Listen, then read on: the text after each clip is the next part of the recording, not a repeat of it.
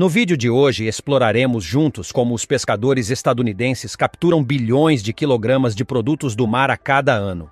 Primeiro, visitemos o estado do Alasca, a fronteira da pesca selvagem. O Alasca é o maior e mais importante estado pesqueiro dos Estados Unidos, conhecido por suas práticas pesqueiras sustentáveis e seus altos rendimentos. Em 2023, as pescarias do Alasca produzirão cerca de 5 bilhões e 600 milhões de quilogramas de produtos do mar, com um valor aproximado de 4 bilhões e 300 milhões de dólares. O Mar de Bering é de onde provém a maior parte dessa produção, especialmente o abadejo do Alasca, que por si só representará 3 bilhões e 300 milhões de quilogramas em 2023. O próximo lugar que exploraremos é a Nova Inglaterra, a tradição da colheita atlântica. Historicamente famosa pelo bacalhau, a Nova Inglaterra agora se concentra em uma variedade de espécies devido às mudanças nas populações e nas regulamentações. Em 2023, as pescarias da Nova Inglaterra capturaram 732 milhões de quilogramas de produtos do mar. A pesca de fundo marinho, incluindo espécies como o eglefino e o linguado, junto com importantes contribuições das indústrias da vieira e da lagosta. A pesca de vieiras é realizada utilizando dragas para recolher as vieiras do fundo do oceano. Isso requer embarcações equipadas com equipamento pesado que possam manusear fundos marinhos agitados, especialmente nas costas de Massachusetts. A pesca de lagosta implica em colocar armadilhas com isca no fundo do oceano. Os pescadores usam barcos para colocar e recuperar essas armadilhas marcadas com boias. Esse processo é laborioso e depende do conhecimento e da experiência local para colocar as armadilhas nas áreas de produção. O terceiro lugar que visitaremos é o Golfo do México, a diversidade de águas quentes. O Golfo do México é famoso por sua diversidade de espécies, como o pargo, o camarão e as ostras. Produziu mais de 1 bilhão de quilogramas de produtos do mar em 2023. O camarão foi a atividade mais importante, sendo o Texas e a Louisiana os principais contribuintes. A pesca de camarão no Golfo implica frequentemente a pesca de arrasto com redes que roçam o fundo. Este é um processo estritamente regulamentado que previne a sobrepesca e protege outras espécies marinhas. A pescaria de camarão no Golfo do México é uma das de mais rápido crescimento nos Estados Unidos e gera mais de 250 milhões de quilogramas por ano, equivalente a cerca de 460 milhões de dólares em receitas. A pesca de pargo no Golfo do México envolve a colocação de linhas com múltiplos anzóis. Este método é direcionado a peixes individuais maiores e é considerado eficaz em águas mais profundas. A pescaria tem realizado esforços significativos de recuperação e produzirá cerca de 3 milhões e 400 mil quilogramas em 2023, com um valor de cerca de 2 milhões de dólares. Isso faz parte de um esforço mais amplo para restaurar a pesca a níveis sustentáveis. A pesca do salmão está integrada com atividades de pesca tanto comercial quanto recreativa, que também sustentam uma importante indústria processadora na região. Os pescadores do noroeste do Pacífico costumam utilizar trawlers, que são barcos de pesca com múltiplos anzóis e iscas, projetados para imitar peixes pequenos. Este método é excepcionalmente seletivo, reduz a captura incidental e permite capturas de alta qualidade. Os esforços combinados das pescarias de salmão do Oregon e de Washington produzem capturas que normalmente superam os 500 milhões de quilogramas por ano, e a indústria está avaliada em mais de 300 milhões de dólares. O caranguejo Dungeness também é um importante contribuinte econômico para o Oregon e Washington, atraindo regularmente mais de 20 milhões de quilogramas por ano. A pesca do caranguejo implica colocar e recuperar nasas semelhantes às usadas na pesca da lagosta, mas projetadas para capturar caranguejo Dungeness.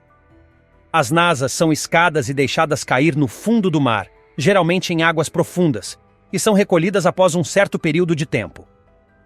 O último lugar que exploraremos é o Atlântico Médio, as diversas capturas do Atlântico Médio que se estendem de Nova York até a Virgínia, incluindo desde caranguejos azuis até amêijoas e vieiras. Espera-se que as pescarias da região produzam cerca de 560 milhões de quilogramas de produtos do mar em 2023. A Baía de Chesapeake é conhecida por seus caranguejos azuis, que são importantes para a cultura e a economia locais, sendo Maryland e Virgínia os principais locais de captura. A captura de caranguejos nessa zona é realizada frequentemente com linhas de pesca longas, com anzóis colocados no fundo da água. Os pescadores navegam em barcos ao longo dessas rotas, recolhendo caranguejos que se prendem à isca. A região da Baía de Chesapeake, compartilhada por Maryland e Virgínia, é famosa por sua pescaria de caranguejo azul, que normalmente produz mais de 50 milhões de quilogramas de caranguejo a cada ano, gerando até 80 milhões de dólares em receitas. Ameijoas surferas e ameijoas marinhas são espécies importantes para a sopa de ameijoas e outros pratos regionais, com rendimentos constantes graças a um manejo eficaz. O dragado hidráulico é comumente utilizado, implicando no uso de potentes jatos de água para soltar as ameijoas do fundo do oceano. Esta pescaria do Atlântico Médio produz mais de 50 milhões de quilogramas de ameijoas a cada ano, com um valor aproximado de 30 milhões de dólares. O uso de dragado hidráulico tem ajudado a recolher estas ameijoas de forma eficaz, embora seja estritamente regulamentado para evitar danos ambientais. Criar rãs comerciais é fácil e traz alta eficiência econômica, poucos trabalhadores e um mercado estável. Em 2018, o Sr. Nan converteu seu campo de 12 metros cúbicos para construir uma instalação de criação de rãs. O primeiro passo para criar rãs é escolher a espécie adequada. No Vietnã, as rãs mais frequentemente criadas são a rã touro americana, de nome científico Lithobates catsbeyanus, e a rã touro de Ásia Oriental, de nome científico Hoplobatrachus rugulosus, devido ao seu grande tamanho, rápida taxa de crescimento e alta demanda no mercado. Depois de escolher a espécie, o próximo passo é montar a fazenda. A criação de rãs pode ser realizada em uma variedade de ambientes, como campos de arroz, tanques e tanques especialmente construídos que proporcionam amplo espaço para que as rãs se movimentem, se escondam e caçem. Estes ambientes geralmente são ricos em vegetação e estão equipados com sistemas de filtragem de água para manter condições de vida limpas e saudáveis. A escolha do ambiente agrícola depende da escala de operação e dos recursos disponíveis. Pequenos criadores de rãs frequentemente combinam a criação de rãs com o cultivo de arroz, utilizando os arrozais como habitat para as rãs. Este método não só economiza espaço, mas também é ecologicamente sustentável, pois as rãs ajudam a controlar pragas nos arrozais. A reprodução é um aspecto importante da criação de rãs e requer uma gestão cuidadosa para garantir um suprimento constante de rãs. As rãs geralmente se reproduzem na água. Por isso, o tanque deve estar adequadamente acondicionado para fomentar o acasalamento. Isso implica manter a água na temperatura e nível de limpeza adequados.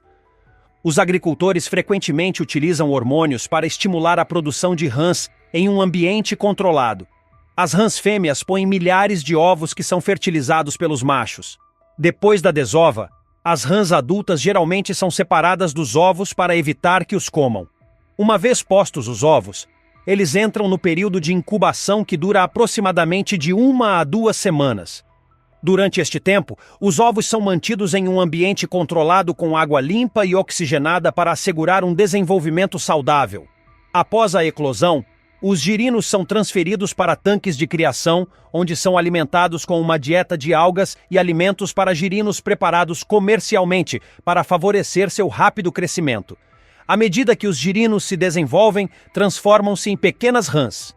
Este período crítico requer um manejo cuidadoso para garantir que as rãs se adaptem bem à sua nova forma.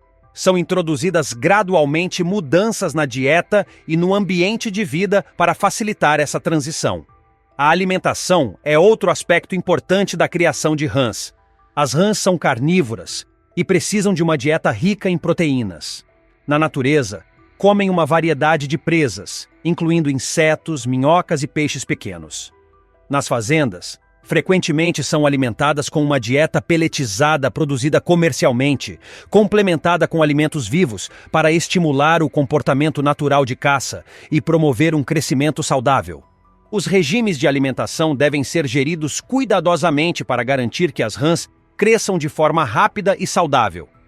Manter a saúde das rãs é crucial para uma operação agrícola bem-sucedida. Isso inclui monitorar periodicamente os sinais de doença e estresse, manter as condições da água limpas e garantir que as rãs tenham espaço suficiente para evitar o superpovoamento. A vacinação e o tratamento de doenças comuns também fazem parte das atividades de gestão sanitária nas fazendas de rãs. Quando as rãs atingem um tamanho comercializável, elas são colhidas. O momento da colheita depende da espécie de rã e da demanda do mercado por rãs de diferentes tamanhos. A colheita é realizada manualmente e os trabalhadores capturam as rãs com cuidado para minimizar o estresse e as lesões.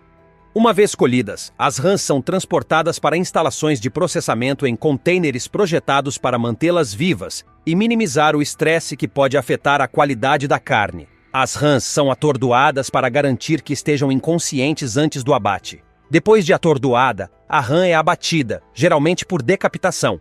Em seguida, a pele é removida do corpo da rã, geralmente manualmente, utilizando uma faca afiada devido à precisão necessária. Após o despelamento, o corpo da rã é cuidadosamente limpo com água para remover quaisquer resíduos de sangue, sujeira ou outros detritos. Os órgãos internos também são removidos nesta fase, especialmente se apenas as pernas forem processadas. Dependendo do produto final, a carne de rã pode ser processada de várias formas, como corte em porções específicas, desossada ou moída. O comércio de barbatanas de tubarão é impulsionado principalmente pela demanda por sopa de barbatana de tubarão, uma iguaria cultural em países asiáticos, sendo esta uma indústria que gera altos lucros econômicos. Hong Kong é o maior centro de comércio de tubarões do mundo, onde se vendem barbatanas de tubarão de mais de 100 países com 76 espécies diferentes de tubarões. A pesca de tubarões ocorre de maio a setembro de cada ano. Durante esta época, os tubarões geralmente migram para águas mais rasas em busca de alimento, criando condições favoráveis para a captura pelos pescadores. Os tubarões são capturados utilizando uma variedade de métodos, incluindo curricã, redes de emalhe e redes de arrasto. O palangre é o mais comum, onde se lança uma linha principal que pode ter quilômetros de comprimento com milhares de anzóis iscados, capturando eficazmente tubarões e outras espécies marinhas. Os pescadores frequentemente utilizam iscas como atum ou salmão para atraí-los. Uma vez capturado, ao tubarão são removidas as barbatanas. Normalmente, cada tubarão capturado pelos pescadores é processado diretamente no barco, embora alguns barcos os devolvam à fábrica frescos ou congelados para processamento. Muitos países e regiões têm leis que proíbem a pesca de tubarões no mar e exigem que os tubarões sejam desembarcados com suas barbatanas naturais quando chegam à costa. Esta regulamentação visa garantir práticas de pesca mais sustentáveis e reduzir os resíduos. As barbatanas, incluindo as dorsais e pectorais, são frequentemente cortadas enquanto o tubarão ainda está vivo. O resto do tubarão, que constitui a maior parte do corpo, pode ser processado em vários pratos. As barbatanas são limpas de restos de carne e resíduos, depois secas, um processo que pode incluir secagem ao sol, secagem ao forno ou uma combinação de métodos para preservação. Uma vez secas, as barbatanas são recortadas para remover imperfeições e classificadas por tamanho, tipo e qualidade. Os preços das barbatanas de tubarão podem variar muito dependendo desses fatores. As barbatanas processadas são então embaladas e enviadas para mercados em todo o mundo, com a maior demanda nos países que consomem sopa de barbatana de tubarão, onde as barbatanas atingem preços elevados, destacando a natureza lucrativa deste comércio. O apelo econômico das barbatanas de tubarão, que frequentemente custam centenas ou até milhares de dólares por quilograma, torna a sopa de barbatana de tubarão um prato de luxo que pode ser vendido por até 150 dólares por prato em restaurantes, reforçando ainda mais o status de luxo deste prato. Na Costa Rica, um conjunto de barbatanas de tubarão no mercado de peixes custa cerca de 200 dólares. Um prato médio de sopa de barbatana de tubarão custa 50 dólares. Entretanto, um tubarão gera mais de 1.600.000 dólares ao longo de sua vida, contribuindo para uma indústria sustentável multimilionária. No entanto, o alto custo das barbatanas de tubarão e dos pratos que produzem causa enormes danos ambientais, ameaçando a sobrevivência das espécies de tubarões e o equilíbrio dos ecossistemas marinhos. Para garantir o equilíbrio ecológico na exploração de tubarões, os países devem cumprir as regulamentações das organizações internacionais. Isso é essencial para manter o equilíbrio e a estabilidade do ecossistema marinho. Diante da demanda e dos lucros do mercado, muitos agricultores do Vietnã se apressam para criar hamsters para a obtenção de carne, surgindo muitas fazendas de ratos. Agora exploraremos a jornada dos agricultores vietnamitas que criam e colhem 2 milhões de ratos a cada ano. O primeiro passo é escolher a espécie de hamster adequada para os fins da fazenda. Os topolinos são uma família de roedores com cerca de 155 espécies diferentes, distribuídas por todo o mundo. Depois de escolher a raça adequada, o fazendeiro montará uma fazenda de ratos, que pode ser realizada ao ar livre ou em ambientes fechados. Devido à tendência natural dos ratos de campo de escavar e viver nos campos, os ratos de campo são mantidos em grandes jaulas internas, que simulam as condições externas, com temperatura, umidade e ciclos de luz controlados, para simular o ambiente natural. O solo da fazenda será coberto com cimento, paredes de tijolo e chapa ondulada, para garantir que os ratos não escapem e criar um ambiente natural, incluindo solo arenoso, árvores secas, montículos altos e áreas baixas para que os ratos possam operar confortavelmente e se reproduzir naturalmente, como na natureza. Os ratos são domesticados, por isso são muito corajosos e já não são agressivos. Os ratos, assim como os gatos, precisam de banhos e de limpar seu habitat a cada poucos dias. A cada 3 meses, os ratos se acasalam e dão à luz. As fêmeas de ratos ficam prenhes aproximadamente 21 dias após a fertilização. Em média, cada ninhada dá à luz entre 10 e 15 filhotes. Os ratos dão à luz mais entre outubro e dezembro. As ratas mães devem ser substituídas a cada 2 anos, pois sua reprodução enfraquece. A mãe rata cuida de suas crias com muito cuidado, mas após 25 dias, deve-se separar a jaula para que as crias se tornem independentes e se desenvolvam. Os ratos se reproduzem muito rapidamente e crescem rapidamente, mas não há fonte suficiente de carne para vender aos comerciantes e abastecer restaurantes e cafés da região. Com 2 pares de reprodutores, após apenas alguns meses, a população de ratos cresceu para centenas de ratos grandes e pequenos. Durante o dia, os ratos costumam dormir, mas à noite estão ativos e comem 24 horas por dia. Os ratos de campo são principalmente herbívoros e comem uma variedade de vegetais, tubérculos, frutas, caracóis, etc. Sua comida favorita é o arroz. Para criar com sucesso e alcançar alta eficiência econômica, os criadores de ratos precisam conhecer suas características e hábitos. Após aproximadamente 2 meses de criação, os ratos atingem o peso e tamanho padrão e serão colhidos e vendidos aos comerciantes. O preço de venda também é bastante alto, variando entre 10 e 12 dólares por quilograma, incluindo entre 10 e 12 ratos. Junte-se a nós agora para descobrir como os vietnamitas preparam uma carne de rato atraente. Primeiro, o processador ferverá a água a aproximadamente 80 a 100 graus, depois colocará o hamster na água por cerca de 2 minutos e, em seguida, colocará o hamster em água fria. Isso facilita a remoção dos pelos. Em seguida, procederá à depilação do rato, que é semelhante a depenar um frango. Depois, utilizará sal para esfregar a carne do rato e desinfetá-la. Finalmente, lavará e cortará os ratos, picando a carne em pedaços pequenos para preparar pratos deliciosos. Dependendo do chefe e do gosto do cliente, a carne de hamster pode ser frita, cozida ou estufada com feijão, tudo muito saboroso e atraente. Se apenas for fervida, o processador não a picará, mas deixará o rato inteiro.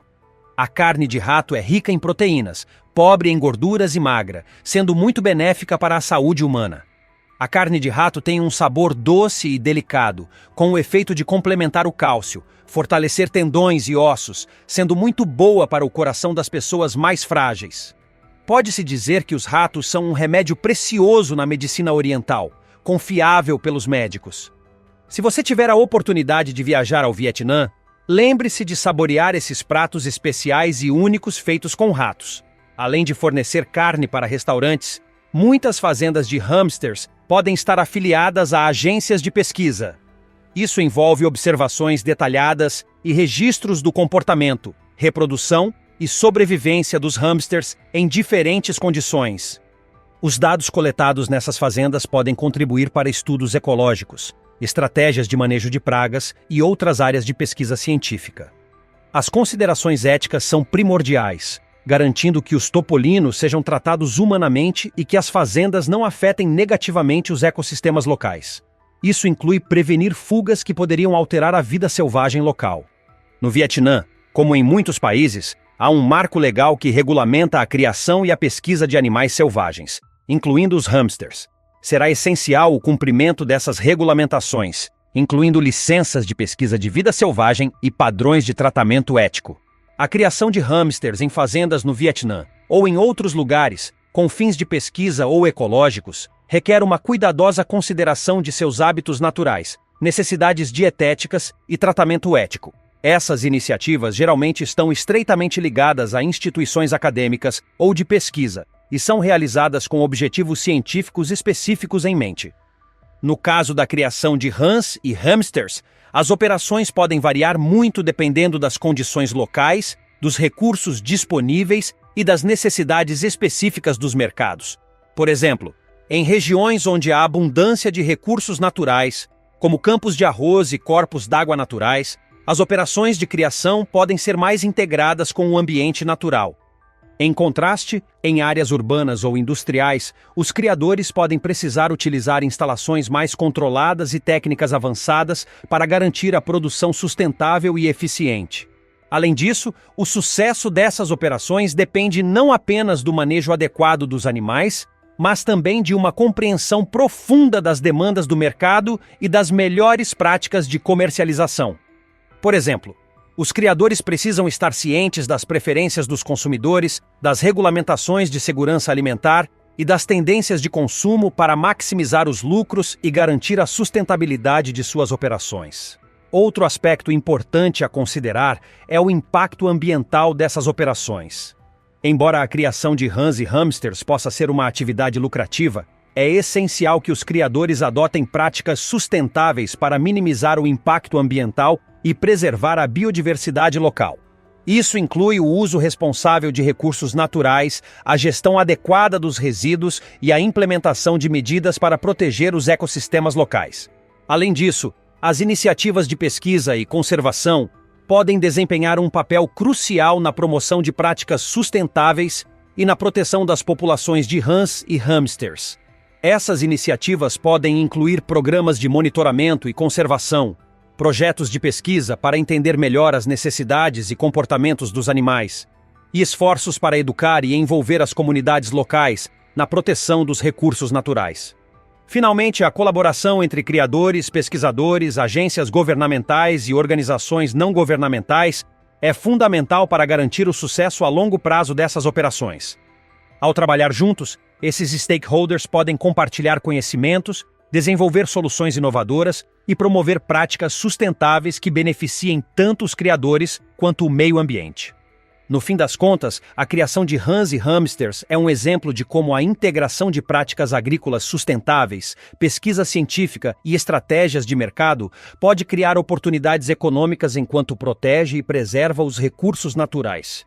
Comente o que você achou desse vídeo na seção dos comentários. Se tiver gostado, deixe seu like e inscreva-se para assistir aos novos vídeos do nosso canal. Continue por aqui e assista a mais conteúdo escolhendo um desses vídeos que estão na sua tela. Te encontro nesse próximo vídeo.